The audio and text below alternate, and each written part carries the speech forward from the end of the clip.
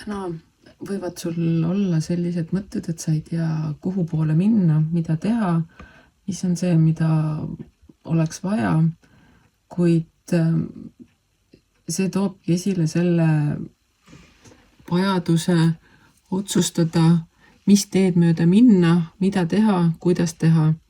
Ja mingitel hetkedel on võib-olla kõige lihtsam seda teha niimoodi, et panedki silmad kinni ja kuulad oma keha vastust küsimustele, kas ma lähen sinna või ma lähen sinna, kas ma teen seda või ma teen toda.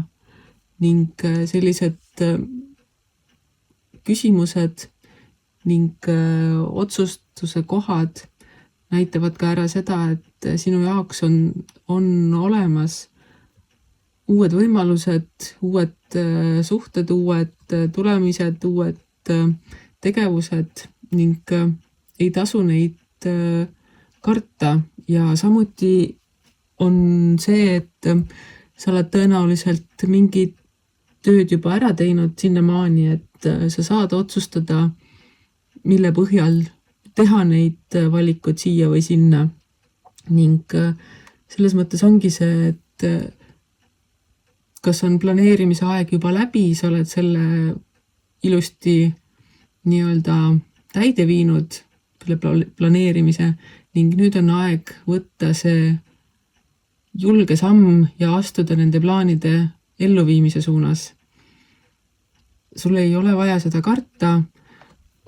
Ma tean küll, et paljud muutused on hirmuäratavad, aga muutused on hirmuäratavad ainult sellepärast, et sa ei tea, kas need plaanid lähevad täide nii, nagu sina tahad, või need plaanid lähevad täide nii, nagu sinu jaoks parim on. Ja sellest ei ole tegelikult üldse hullu, sest et igal juhul, mis iganes välja tuleb, on tõenäoliselt parim võimalik versioon asjadest.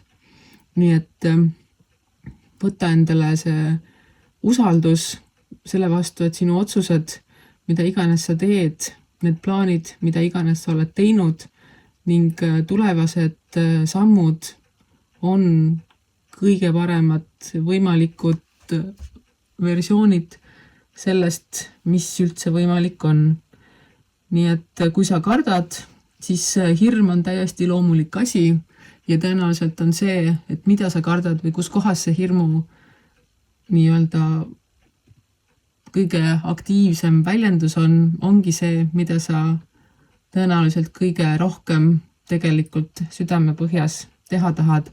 Et see võiks olla ka sinu jaoks indikaatoriks, kui sa tahad valida midagi, et vali see, mis tekitab kõige rohkem hirmu, mitte see, mille peale mitte mingisugust emotsiooni või mitte mingisugust reageeringut ei tule.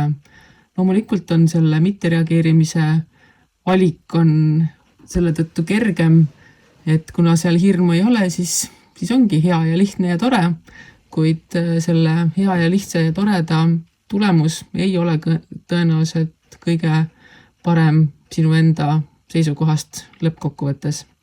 Nii et usalda oma südant, usalda oma seda juba tehtud plaane ning vaata, kus kohas on see natukene rohkem hirmu, siis tõenäoliselt on see koht, kuhu sa peaksid minema, kuhu sa peaksid suunduma, oma energia panema, sest et see on sinu jaoks palju olulisem kui need hetked, mis ei tekita mingeid emotsioone. Nii et võta oma julgus, astu see samm, mine oma hirmule vastu ning samuti usalda elu.